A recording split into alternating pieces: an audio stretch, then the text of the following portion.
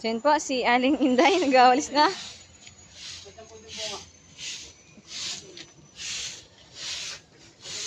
Binagyo.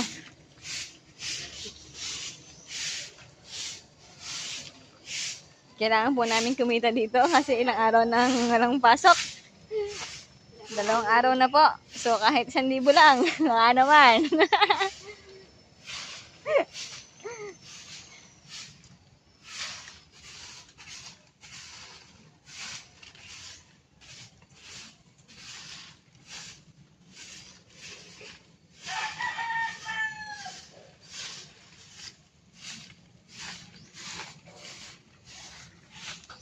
May imik-imik ang vlogger.